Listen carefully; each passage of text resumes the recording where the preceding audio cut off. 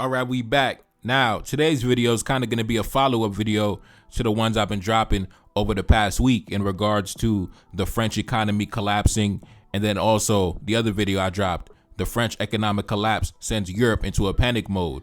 And if you remember in those articles, we spoke about a topic in particular, demographic decline, an issue that many Western nations, European nations are suffering with at this current moment in time, right? An aging population, not enough babies being born, not enough working age adults paying taxes and contributing to the system. This eventually is going to lead to labor shortages, more government spending, more debts, more deficits, and eventually economic and population decline. And you see a lot of nations, specifically nations like the UK, the United States, Spain, Italy, France, especially. In France, the other day, we spoke about how the French prime minister came out and basically said that the French economy is basically on the verge of collapse. Go check out those videos I dropped last week. Classic. Now, a big reason why you see a lot of the anti-immigration hysteria ramping up across these nations that I mentioned before is mainly due to this demographic crisis that they're suffering with. Like I said, not having enough babies, their economies are in stagnation. That's why you see among these European conservative circles topics such as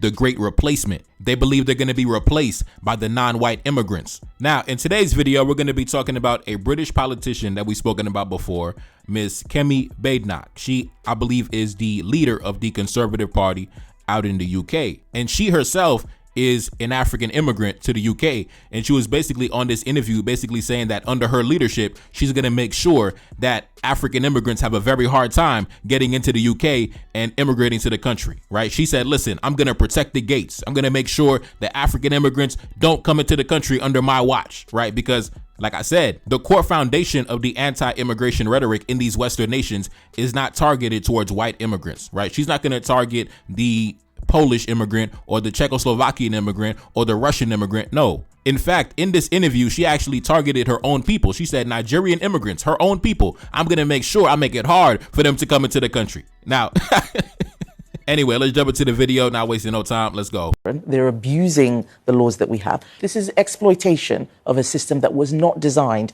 for this sort of thing. You have to be honest about that. So you say to somebody who's coming from Nigeria and wants to create a little mini Nigeria in Britain. No, that is not right. And Nigerians would not tolerate that. That's not something that that many countries would accept. There are many people who come to our country, to the UK, who do things that would not be acceptable in their countries. It's virtually impossible, for example, to get Nigerian citizenship. I had that citizenship by virtue of my parents. I can't give it to my children because I'm a woman.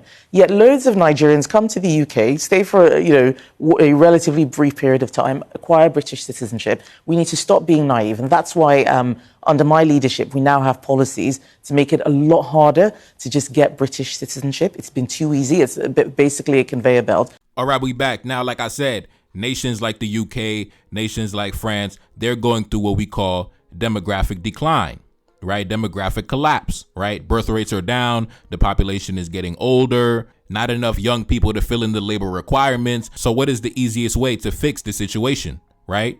Bring in immigrants. But here's the thing. They want to maintain the dominant white racial majority. But here's the problem.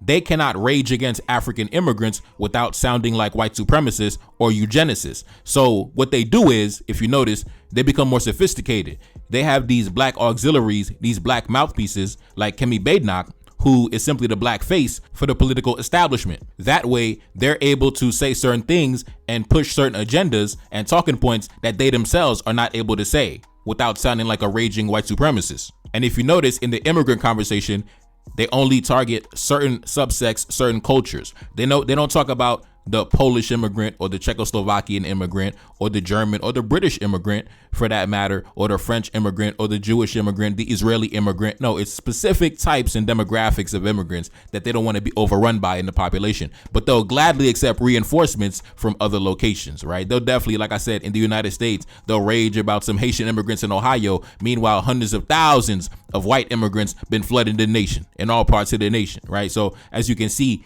the true underlying foundation of these arguments is maintaining the white racial majority. And we've seen that, for example, in this latest campaign by Donald Trump. he ran on an anti-Haitian immigration platform. And then when he got into office, he banned several African countries, while at the same time opening the door for the white immigrants from South Africa, right? Specifically saying that he's only accepting immigrants of European stock. So that goes to show it's not really about immigration, brother. It's really about population reinforcements. That's what it's about. And as a sovereign nation, they're entitled to do that. But at the same time, we're going to expose it for what it is. Now, in the interview, as you can see, Kemi Badenoch, she actually threw her own people under the bus, right? She actually lied on her own people, basically saying that in Nigeria, she cannot pass down citizenship to her children. So therefore, in the UK, we need to make our immigration laws even harder, right? To match those of Nigeria, I guess she's trying to say. But here's the thing. She was telling a lie. That was not even true. I believe when you go to the Nigerian constitution, it says that the following persons are citizens of Nigeria. And when you go down to section C, it says that any person born outside Nigeria whose parents is a citizen of Nigeria, either parent, right? So if your mother or your father is a citizen, you are also a citizen. So that was a lie. She told a lie. She says that she cannot pass down citizenship to her children. Yes, you can. Yes, you can. Anyway, let's take a look at some of the reactions on social media. This person said, I think this is an embarrassing hill to die on for someone who wasn't even born British. Now, that's the irony of it, because she herself is an African immigrant who came to the country and took advantage of the laws that were on the books at that time that gave her the opportunity. But now, in an effort to gain political clout or to advance in her career, she is now playing the role of the black auxiliary for the white political establishment to protect their population numbers. In the United States, we got guys like Tariq Nasheed. We got guys bringing lawsuits against individuals, right? You got guys talking about they want to sue African countries, but they don't want to sue the planter families that had their ancestors in bondage, right? It's the same thing in the United States, right? Same thing with this lady right here, Kemi Badenoch. She talking about we need to make immigration harder and attacking her own people. Meanwhile, she laying up with a white man and she not attacking any of the white immigrants, right? She's not going to attack the Israeli immigrant. She's not going to attack the Polish immigrant. She's not going to attack any other various white immigrant group that is flooding into the UK, right? Whether it's the Irish or the Italians or the Romanians or the Russians or any of these guys, right? You're never going to see her mention that. She's talking about, the African immigrants, which is probably most likely a tiny population in the country anyway. Same thing in the United States, right? In the United States, I don't know why African immigrants are such a conversation when they're like less than 5% of the population, a fraction of a fraction, right? So, like I said, man, this is the new gimmick that's being pushed by the white conservative think tanks right now, sending out all these black auxiliaries to rage against black immigrants, saying the things that they're unable to say. Right? Because if they said it, they would sound like, Klan members from the 1920s. But if they get their black auxiliaries to say it, then it gives it some credibility, right? Even though they're telling lies and fabricating nonsensical stories and lying on their own people. But that's the new gimmick in the streets right now. That's the new gimmick that's hot in the streets, raging against African immigrants in African countries, right? In service of the white political establishment.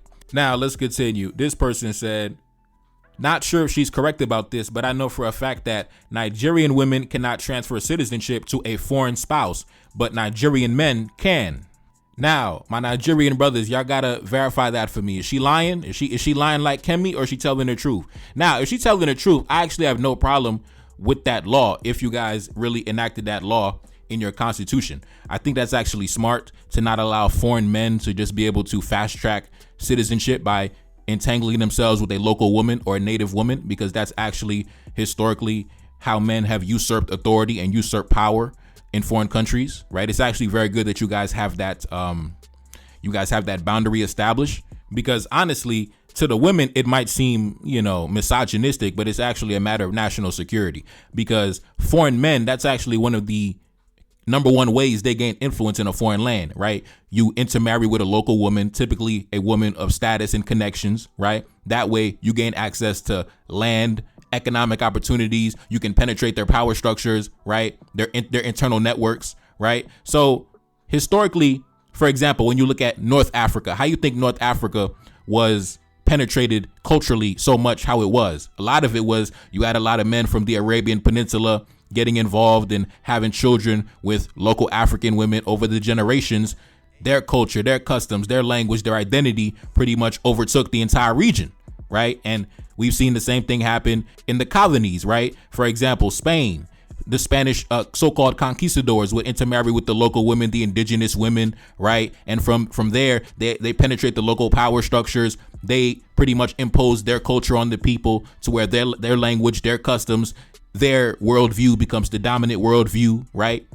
And the same thing has happened in various territories. And I've even spoken about how similar things have also happened in Haitian history as well. So it's actually very intelligent to restrict foreign men from being able to fast track citizenship and penetrate the power structure and engage in commerce, because that is one of the easiest ways to have your society penetrated by foreigners who are working for exterior interests, who are trying to usurp the authority already established and advance themselves and their people, right? And the vessel they use is typically your woman. So I have no problem if the Nigerian brothers actually have that law in the books.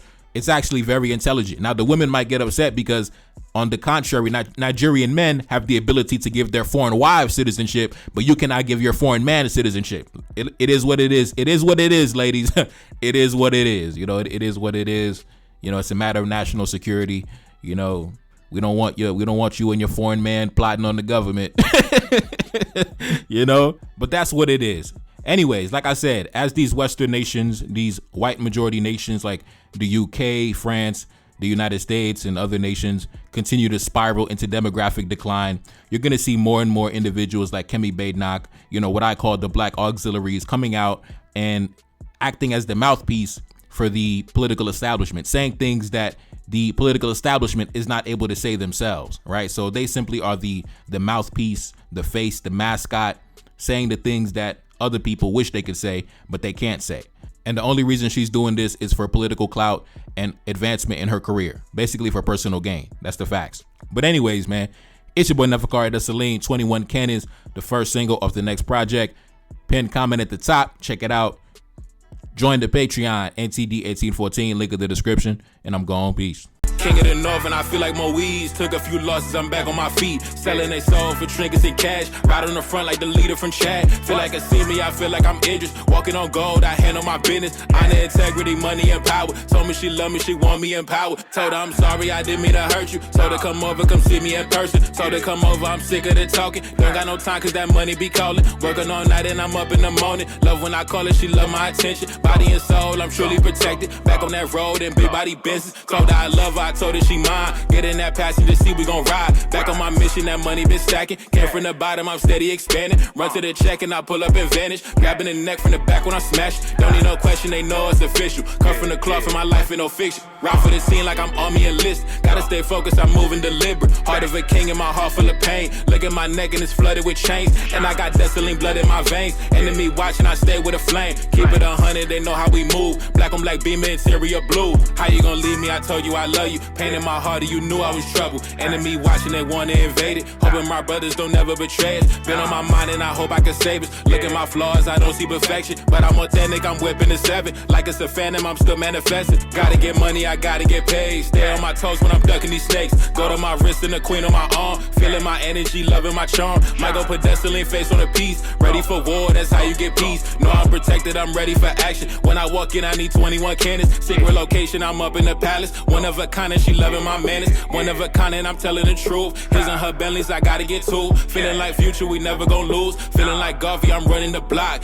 Entering off firm and I'm letting off shots. King of the North and I'm up at the top. How you gon' leave me? I told you I love you. Pain in my heart and you knew I was trouble. Enemy watching, they wanna invade it. Hoping my brothers don't never betray us. Been on my mind and I hope I can save us. Look at my flaws, I don't see perfection.